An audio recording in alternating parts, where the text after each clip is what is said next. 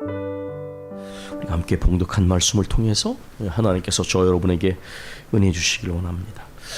저는 사실 제가 오는 12년 동안을 보통 헌금에 관한 설교나 언급을 잘 하지 않았습니다. 우리 교회에서 임직식을 할 때도 우리는 미리 헌금을 하지 않도록 했습니다. 그저 형편되는 대로 하나님께 감사한 마음을 드리기를 원했기 때문입니다.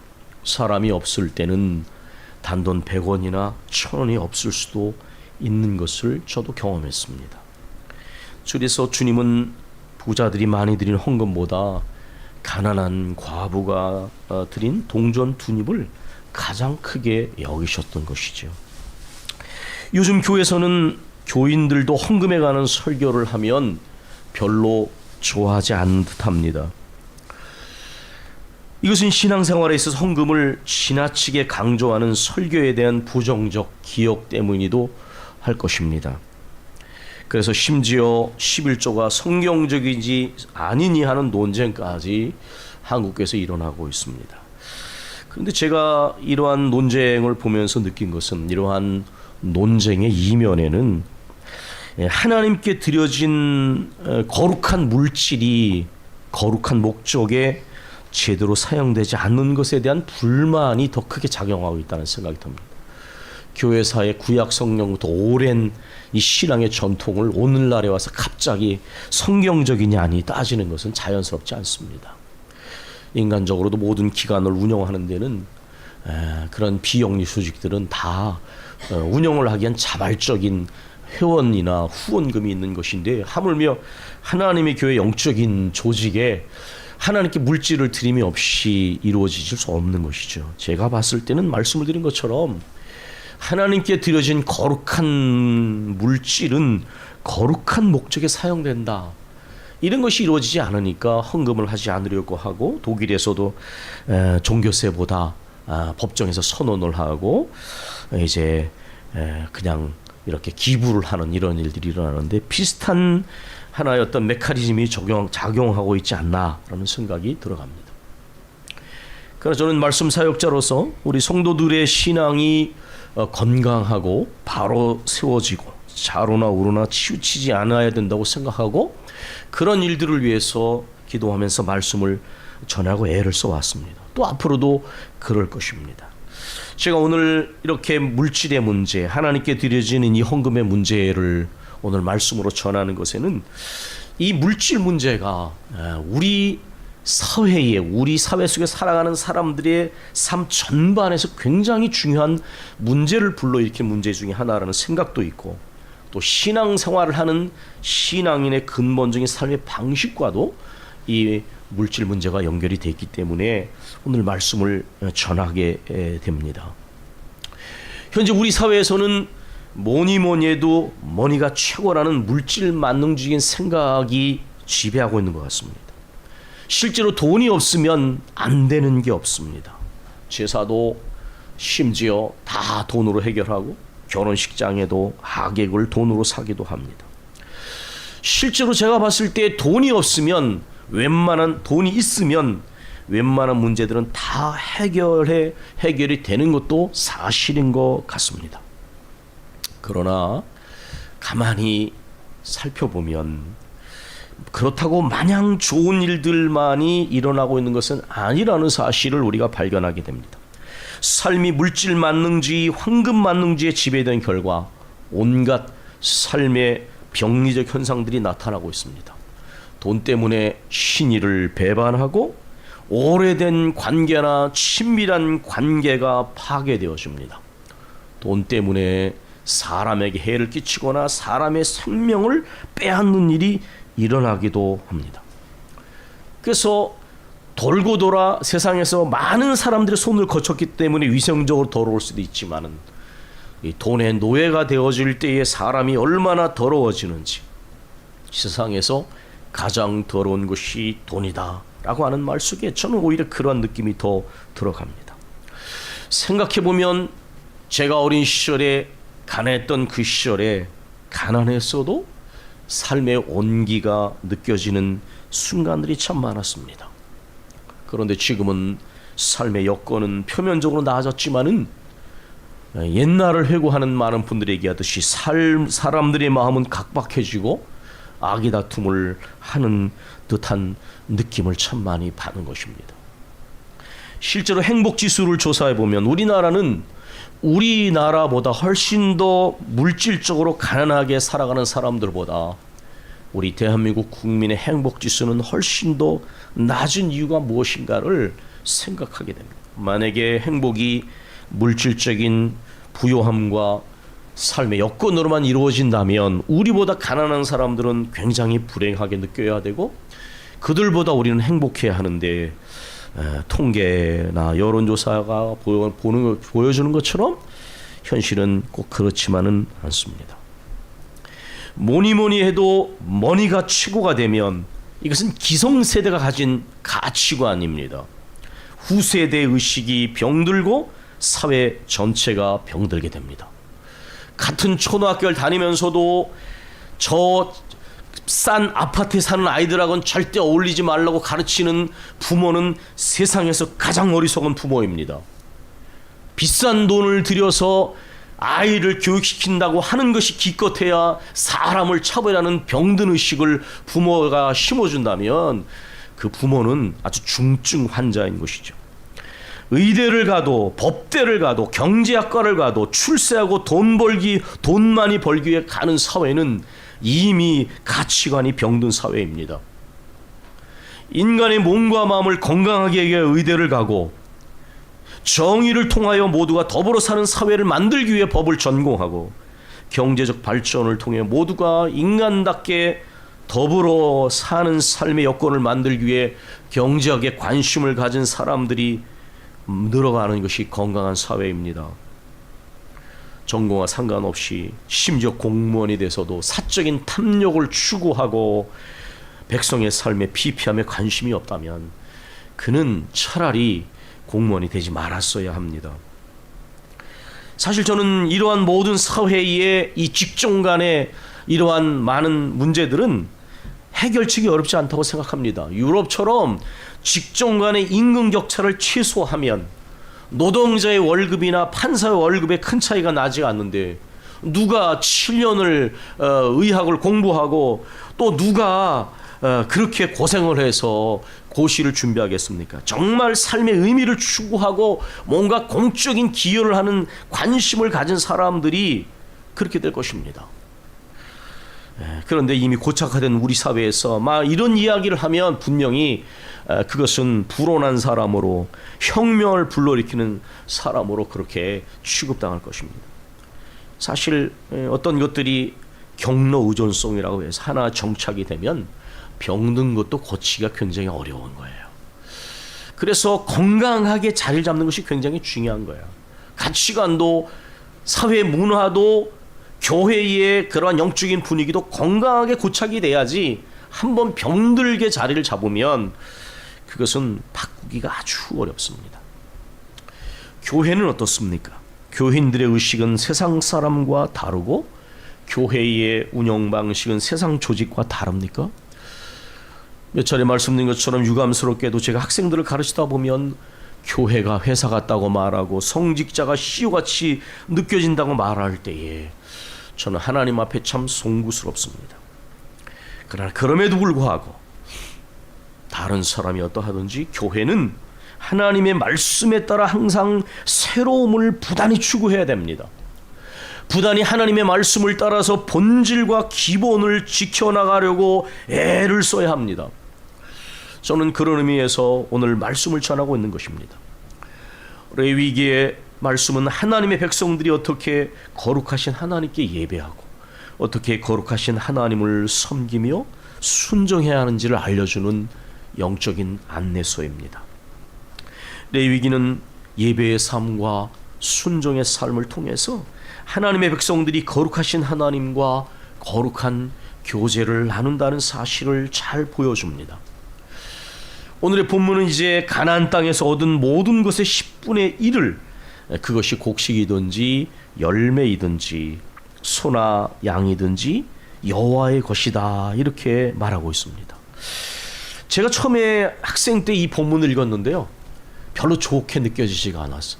이것도 내 거 저것도 내 거 뭐 하나님이 왜 이렇게 욕심쟁이고 무슨 폭군이나 되나 그게 아니잖아요. 그런데 뭘 굉장히 부자연스럽게 느껴져. 이것도 내 것이 저것도 내 것이고. 하나님께서 말씀하신 내용이 뭡니까? 우리가 성경에서 가끔가다 이해가 가지 않고 인간의 상식하고 부합하지 않는 내용이 되면 불편한데 사실은 종종 거의 항상 거기에 가만히 들여다보면 더 깊은 영적 진리가 숨어있는 경우가 많습니다. 곡식이나 열매든지 소나 양이든지 다 하나님의 것이다. 그리고 하나님께 드린다고 했다가 만약에 무르게 되면 5분의 1을 더 해야 된다. 이제 동물을 이제 기르는 사람이 그 11조를 드릴 때 그 지팡이를 들어서 그 밑으로 이제 10번째 통과하는 그것은 하나님 것이다. 이렇게 되는데 우열을 가려서 그 10번째 통과한 것이 좋으니까 아까우니까 좀 덜 아까운 놈으로 드려야지. 그렇게 할 수 없다고 하는 것이. 왜냐하면 하나님께 드려진 것은 다 거룩하기 때문에. 이 말씀이 의미하는 것이 무엇일까요? 하나님이 모든 것을 다 갖기를 원하신 욕심장이신가요? 아니면 그분이 결핍이 많으셔서 무언가를 더 필요로 하시는가요? 아닙니다. 이 말씀이 의미하는 것은 찬송가 634장이 말씀하는 것처럼 가사처럼 모든 것이 주께로부터 왔으니 이 예물을 주께 드리나이다 라는 찬송가 가사처럼 모든 것이 주께로부터 왔으며 모든 것이 주께 속한 것이라는 것입니다. 이것을 바꿔 말하면 우리와 관련 표현하면 우리의 모든 것이 은혜를 주신 선물이며 그리스도인의 삶은 은혜로 유지되는 삶이라는 것을 우리에게 말씀하고 있는 것입니다.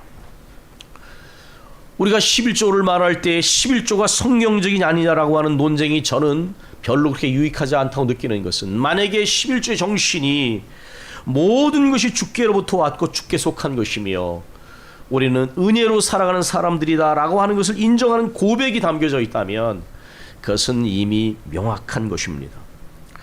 사실 우리는 모든 것이 주께 속해 있고 우리가 은혜로 살고 있고 은혜의 선물로 살고 유지되는 것이라는 것을 잊어버릴 때가 있습니다. 우리 힘으로 우리 힘과 지혜로 그렇게 살아간 것처럼 생각할 때가 있어요. 그러다가 어느 순간 삶에 생각지 않은 위기를 만나면 영적으로 정신이 바짝 나게 됩니다. 그리고 다시 한번 은혜로 사는 것임을 깨닫게 됩니다. 질병에 걸렸거나 생각지 않았던 문제를 만나게 되면 우리가 이제까지 하나님의 은혜로 살아왔구나. 심지어 내가 그것을 하나님 앞에서 느끼지 못한다고 할지라도 하나님은 악인과 의인에게 햇빛과 비를 주시듯 우리에게 변함없는 은혜를 주셨구나라는 것을 더 깊이 깨닫게 됩니다.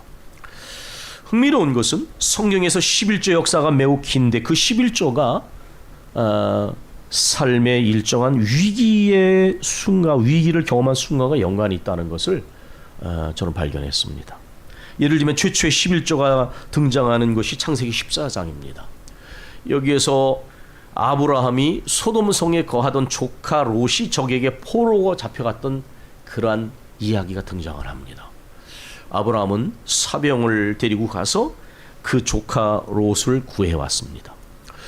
그때에 예수님의 그러한 어떤 예수님을 상징하는 뭐라 그러죠? 네.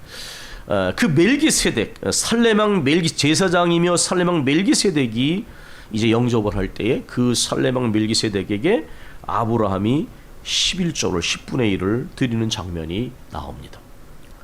두 번째 11조에 관한 언급이 창세기 29장에 나오는데요. 이것은 바로 야곱의 사건입니다. 야곱이 머리가 좋은 야곱이 형과 아버지를 속이고 장자권을 빼앗은 사건을 우리는 압니다. 그리고 그는 그것 때문에 형과 특별히 형의 괄괄한 형의 굉장한 노여움을 사서 잘못하면 형제간에 불상사가 날까봐 그의 어머니 라헬이 야곱을 외삼촌 라반의 집으로 보내게 되죠. 급한 성격은 조금 지나면 가라앉을 거니까 라헬도 또 그 야곱도 아마 그저 길어야 몇 개월 지나면 돌아올 줄 알았지만 사실 야곱은 20년 동안 집에 돌아오지 못했습니다. 그리고 그렇게 자기를 사랑했던 그 어머니를 만나지 못했죠. 살아서는 만나지 못합니다. 그러니까 저는 하나님 바깥에서 영리해지면 사실 그건 결코 그렇게 유익하지 않다고 저는 느껴요. 그가 삼촌의 집으로 쫓겨가면서 이제 베델에 거친 들판에서 찻니스를 맞으며 돌베개를 베고 자다가 하나님의 천사가 사다리에 오르락내리락 하는 장면을 만나지 않습니까? 그것을 통해서 정말 우리 찬송가 가사에 야곱 같은, 야곱이 잠겨 일어나는 자기는 하나님의 이름조차 이익의 수단으로 이용하는 사람이었어요. 하나님이 순적히 만나게 하셨나이다. 그렇게 양을, 어머니가 잡아온 집에 있는 양을 아버지한테 갖다 주면서 하나님의 이름을 도용해서 자기 이익을 추구했던 야곱 아닙니까?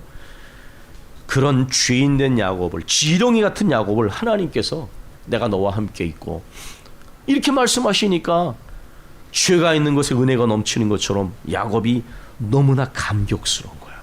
근데 하나님께 드릴 게 없어요. 그래서 그가 베었던 돌베개를 기둥으로 세우고 하나님께 예배를 하지 않습니까? 그러면서 말합니다. 하나님께서 저를 지켜주시고 먹을 것과 입을 것을 주시고 평안히 집으로 돌아오게 하시면 하나님이 나의 하나님이 되시고 내가 베었던 이 돌 기둥을 삼아서 하나님의 집을 세울 것이며 하나님이 내게 주신 모든 것에서 내가 10분의 1을 반드시 드리겠나이다. 이렇게 서약을 합니다. 그러니까 이것은 무엇입니까? 11조는 단순히 10분의 1을 의미하는 것이 아닙니다. 하나님의 은혜를 깊이 고백하면서 내 삶은 하나님의 은혜 가운데 사는 것입니다 라고 인정할 때에 이런 위기 가운데, 위기라는 것은 하나님의 은혜를 더 깊이 경험하는 순간인데 11조 역사가 그렇게 시작됐다고 하는 것은 우리가 눈여볼 필요가 있는 거예요. 이전에 어떤 한 분이 저에게 그런 얘기를 했습니다. 자신이 신앙생활에서 깨달은 것 중에 하나가 자신은 하나님께 11조 드리는 걸 아까워했다는 거예요. 그래서 11조를 드리지 않았는데 아무리 모아놔도 어느 순간 하나님이 몇 차례 다 걷어가시는 걸 경험했다. 이게 목사가 협박하는 설교처럼 들리십니까? 저는 그분이 은혜로 사는 법을 정말 경험했기 때문에 은혜라고 생각해요. 잘못된 삶의 방식을 회개하고 하나님께 바로 서서 하나님의 은혜를 경험하며 사는 것이 진짜 복된 삶이 아니겠습니까? 삐뚤어지고 잘못된 생각을 고치지 못하면서도 그것을 그냥 잘한 것처럼 말하는 것은 그것은 결코 유익하지 않은 거예요. 이 이야기는 11조는 열 중에 하나를 드리지만은 아까워서 드리는 것이 하나를 드리는 것이 아니라 모든 것이 하나님의 것이요 하나님의 은혜임을 고백하면서 그 하나 속에 열을 담아 드리는 것이 11조라는 윌리엄 바클레이의 말을 이해하게 하는 것이에요. 그러니까 하나님 앞에서 우리가 여기에 담겨져 있는 신앙의 정신이 뭔가를 이해한다면 저는 불필요한 논쟁이나 그 이면에 숨겨진 뭔가 부수적인 어떤 것들이 본질을 왜곡해서는 안 된다고 생각을 합니다. 창조 하나님께서는 우리를 지으시고 우리에게 생명과 건강과 호흡을 주시는 분이십니다. 하나님께서는 산의 짐승들과 천산의 생축을 지으신 분이십니다. 그래서 11조는 모든 것이 하나님의 것이며 하나님께 속한 것이라는 신앙의 고백이 담겨져 있는 것이며 모든 것이 하나님의 은혜의 선물로 살아간다는 고백이 담겨져 있는 것입니다. 제가 아는 장로님은 그 어머니 권사님이 아주 애겼을 때부터 그 아들을 업고 새벽 기도를 다니셨습니다. 비가 오나 눈이 오나 그 아들을 등에 업고 그 이전엔 그런 신앙의 정신이 있었어요. 뭐 비가 오면 안 오고 뭐가 오면 안 오고 아니고요. 그럼 더 피곤해집니다. 하나님 한번 작정을 하면 꾸준하게 가야 덜 피곤한 거예요. 오히려 사실은. 그럼 매일같이 새벽 기도를 하면서 아들을 얻고 기도하면서 그 아들이 살아면서 철저한 신앙의 훈련을 몇 가지 시켰습니다. 절대로 주일 예배를 빠지지 마라. 그것이 너에게 믿음의 축복을 줄 것이다. 새벽 기도를 나가라. 그것이 너에게 건강의 축복을 줄 것이다. 주의 종들을 잘 섬겨라. 그것이 너와 너의 자녀 가정을 잘되게 할 것이다. 저는 이것을 이렇게 해석합니다. 목사한테 잘해라 그런 말보다는 하나님의 말씀을 전하고 영혼을 위하여 수고하는 목회자를 잘 돕고 격려해라. 그 정도로 받아들이시면 목사한테 잘해라 라는 의미보다는 더 깊은 의미가 있다고 여겨줍니다. 그리고 11조를 하나님께 제대로 드려라. 내가 11조 생활을 바로 하면 하나님 반드시 너에게 물질의 복을 줄 것이다. 그 장로님은 그러한 어머니의 가르침을 오늘까지도 지키고 있습니다. 그리고 자신의 삶을 돌아보면 하나님께서 자신과 가정과 자녀들의 삶을 축복하신 것을 느낀다고 그렇게 고백했습니다. 그는 자신의 어머니의 기도와 가르침을 평생 온전히 지켜오려고 한 결과로 하나님께서 자신에게 은혜를 주셨다고 고백합니다. 제가 그 장로를 만 지가 수십 년이 되었고 그분의 삶을 제가 알기에 그분의 고백이 거짓이 아님을 압니다. 물론 항상 뭔가 물질적으로 여유가 생기고 풍요로워지면 영적인 위험도 생기기에 항상 깨어있고 절제하고 하나님 말씀 안에서 중심을 세우는 것이 물론 필요하지만은 오늘날까지도 그 장로님 항상 주기를 기뻐하고 섬기기를 기뻐하고 자신의 삶이 은혜임을 아는 마음을 가지고 있으니 그 어머니의 기도가 헛되지 않고 또 그 자신의 삶이 복되다고 여겨집니다. 11조는 하나님 앞에서 모든 것이 하나님께 속한 것이며 하나님께로부터 온 것이며 내가 가진 것도 하나님이 주신 선물이라는 고백이 담겨져 있는 것입니다. 이것은 삶 전체가 하나님께 속한 것이며 하나님의 것이며 하나님의 주신 선물이라는 것인데 신명기 8장은 우리에게 근본적 겸손과 감사가 무엇인지를 분명히 가르칩니다. 내가 무언가를 잘하고 무언가를 성취해도 내가 한 것이 아니라 하나님이 그러한 능력과 지혜를 주셨다고 고백하도록 하나님의 의도적으로 광야길에서 훈련하셨다고 말씀합니다. 그 광야의 결핍이 많은 곳에 하나님 훈련시키신 것은 내가 내 힘과 내 능력으로 이것을 얻을까 내가 두려워하노라. 사람이 사람의 마음을 다 해볼 수 없지만 솔직히 어떤 때는 주님의 은혜이지요 라고 말하는데 사실은 속에서 내가 한 것이지요 라고 하는 그런 느낌을 받으면 유쾌하지 않습니다. 근본적인 겸손과 감사가 무엇입니까? 잠깐은 헷가닥해도 아니야, 하나님이 능력과 지혜를 주신 거지, 하나님이 그렇게 하시도록 은혜를 주신 거지. 이게 바로 근본적 겸손과 감사예요. 제자리로 돌아갈 수 있는 중심이 분명한 것이죠. 내가 한 것이지 겉으로는 하나님이 하신 것이야 그렇게 말하면서 속으로는 내가 한 거지, 이것은 근본적 겸손이 아닙니다. 모든 것을 할 수 있도록 하나님이 능력과 지혜를 주시고 우리의 삶의 여건을 지켜주신 것이죠. 일할 수 있는 건강과 생명과 호흡을 주시고 삶의 터전을 지켜주시고 사랑하들 지켜주신 것, 그 모든 것 중에 은혜가 아닌 것이 하나도 없습니다. 이런 고백 속에서 우리는 11조를 드리고 하나님 나라를 위하여 선교헌금을 드리고 은혜의 고백 속에서 어려운 상황 속에서 오히려 감사헌금을 드리게 되는 것입니다. 저는 사실 이 말씀을 준비하면서 그런 생각이 있었어요. 교회 재정을 늘리기 위해서 이런 말씀을 드리는 것이 아닙니다. 우리 젊은 세대들이 직장 생활을 하면서 참 힘들게 갈등하면서 일을 하죠. 그러나 여러분, 하나님께 11조를 드리고 하나님 나라를 위해 선교헌금을 드리고 감사함을 드리는 것을 훈련하십시오. 이런 모든 것 속에는 단순히 하나님께 물질을 드리는 것이 아니라 신앙의 중심에 고백을 하는 거예요. 모든 것을 하나님께 속하고 하나님께 주신 은혜의 선물로 받아들이는 마음의 고백이 있는 거예요. 저는 사실 사람이 드리는 물질에 그렇게 기대지 않아요. 오히려 하나님께서는 항상 그런 것을 끊어버리셨어요. 하나님 앞에 은혜로 사는 법, 그것이 중요한 것입니다. 저는 이제까지 살면서 그렇게 넉넉한 삶을 살지는 못했습니다. 유학을 할 때는 경제 위기 가운데 정말 모든 후원이 다 끊어진 상태에서 5 식구가 살아야 하는 인생의 가장 밑바닥까지도 저는 내려가서 오랜 세월을 살았습니다. 그러나 제 삶에 하나님이 가르치시고 훈련하신 것은 나는 가진 것이 없어도 하나님은 온 세상의 주인으로 부여하시다는 것이었어요. 때때로 나는 무력하다고 느끼나 하나님은 능치 못하면 하나님이셨으며, 때로는 나는 어찌할 바를 몰라도 하나님은 오묘한 지혜로 길을 내시는 분이시라는 것이었어요. 저는 그래서 오히려 그 혹독했던 훈련의 시간들이 감사합니다.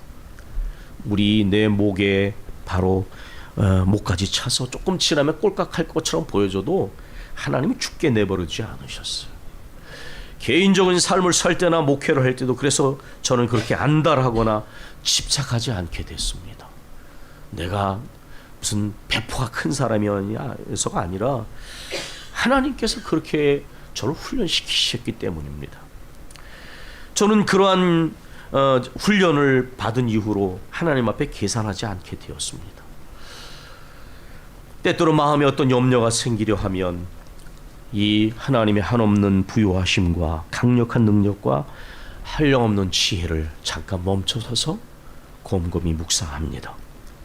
조급함이나 염려나 두려움이 내 마음을 지배하지 않도록 잠잠히 그분을 신뢰하면 하나님께서는 꼭 필요한 것들을 어떤 방법으로든 채우시고 해결해 주시는 것을 저는 경험했습니다.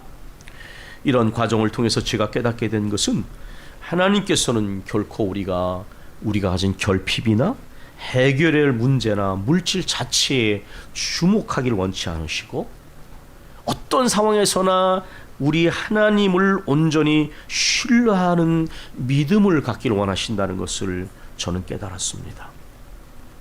그래서 때로는 우리를 어떤 사죄도 몰아놓으시고 철저한 결핍도 경험하게 하시는 이유가 그 결핍이 아니라 그 결핍을 채우시는 하나님을 온전히 신뢰하기를 원하신다는 것을 알았기 때문입니다. 아마 우리 교우들도 인생의 삶을 살면서 신앙생활 가운데 이러한 체험을 하셨으리라 생각합니다. 또한 우리 교회가 이제까지 나오는 동안 우리가 하나님께 모든 것을 맡기며 함께 기도하면서 하나님을 온전히 신뢰했을 때에 한 번도 하나님이 우리를 낭패당하게 하지 않으셨던 것을 여러분께서도 아실 것입니다. 우리는 세상이 아무리 뭐니 해도 뭐니가 최고라고 말할 때에 우리는 아니라고 말해야 합니다. 뭐니 해도 은혜가 최고라고 말해야 합니다. 우린 교회가 뭐니 해도 뭐니가 최고라고 마음 깊은 곳에서 그렇게 생각하는 순간, 그리고 행동하는 순간 교회가 어떻게 변질되고 병드는지를 너무 많이 보고 있습니다. 뭐니 해도 뭐니가 최고라고 생각하면 그 사람의 삶이 병듭니다. 그 가정이 병들고 사회가 병듭니다. 교회가 변질되고 병들게 됩니다. 우리는 하나님 앞에서 우리의 중심을 바로 세워야 합니다. 하나님께 11조를 드리고 선경험을 드리고 감사함을 드리려고 하면 헌금을 많이 드리라고 생각하기 쉬운데, 또 그럴 때도 있는 것이 사실이지만 이 예물의 성경적 의미는 모든 것이 하나님께 속한 것이며 모든 것이 하나님께로부터 온 은혜의 선물이며, 우리가 선택해야 될 삶의 방식은 은혜로 살아가는 삶의 방식이라고 하는 고백이 거기에 담겨져 있는 것입니다. 안달하거나 집착하거나 탐욕에 매이지 말고 선하신 아버지의 부요하심과 넉넉하심과 능치 못함이 없으심과 지혜로심을 믿고 살아가는 우리 가정과 교회가 되기를 소원합니다. 우리 기도하겠습니다.